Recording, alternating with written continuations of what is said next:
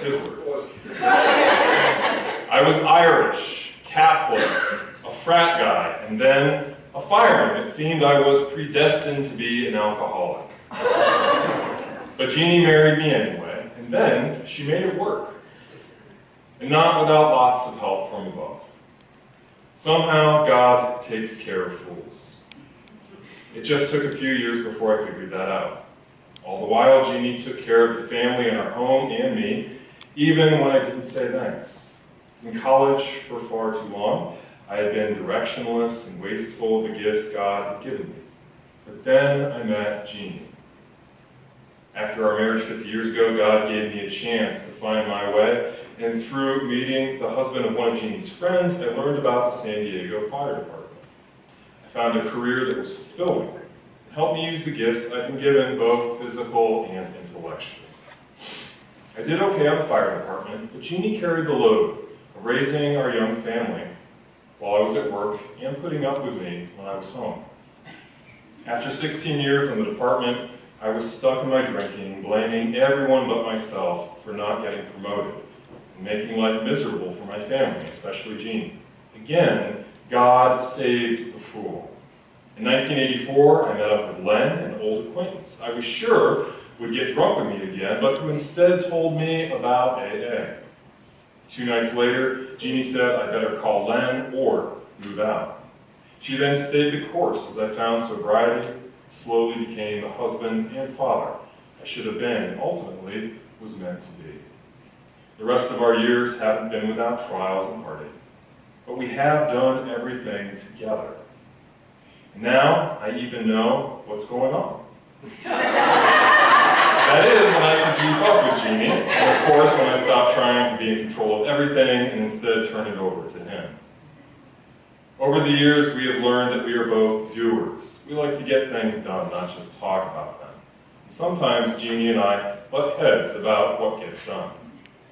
With God's help and guidance, Jeannie stuck with the most unlikely husband candidate over all these years, inspiring me, encouraging me, and loving me. And for whatever years we have left, I shall be there for her, trying to be the loving husband she deserves. I love you, Deuce. You're game. It's supposed to be at the end of this. Now, I feel we need a drum roll for this. And now from Jeannie. Happy 70th birthday, honey. Wow, we have been together for a lot of years. And we have built so many happy memories together. Jerry and I met a little over 50 years ago in college here in San Diego. I was singing in a trio, and 2 other gals had boyfriends in a fraternity. They took me over to the frat house and introduced me to Jerry. Imagine me, a self-proclaimed, pure, innocent Catholic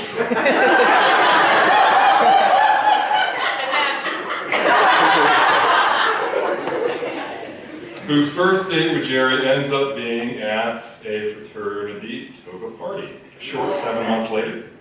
Though we were married, and the year following, Jerry joined the fire department, and we had our first child, our daughter Lisa, whom we love very much.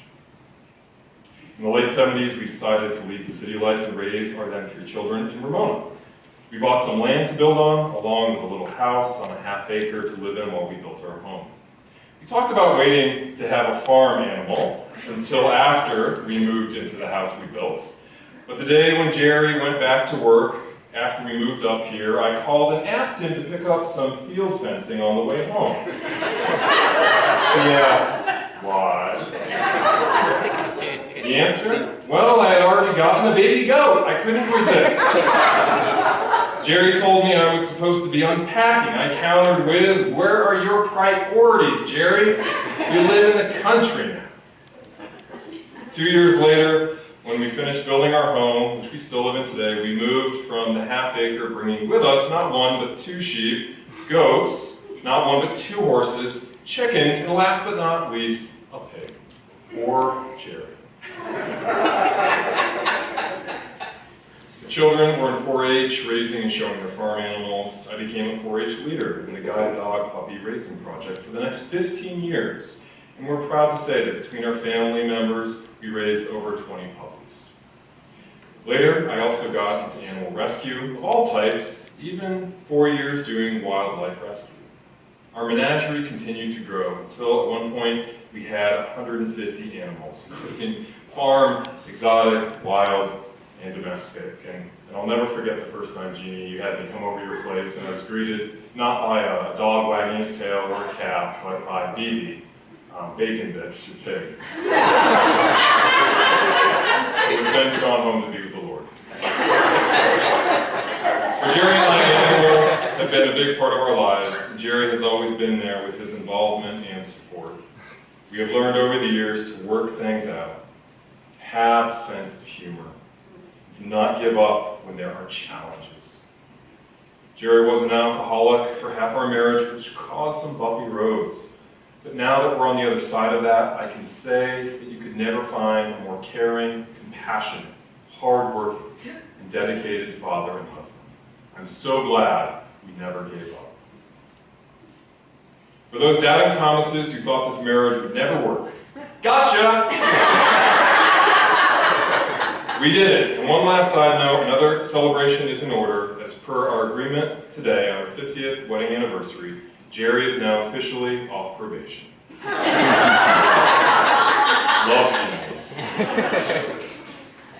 Now, Jeannie and Jerry have asked our very own Chris Bingham to sing for us one of their favorite Stephen Curtis Chapman songs, I Will Be Here.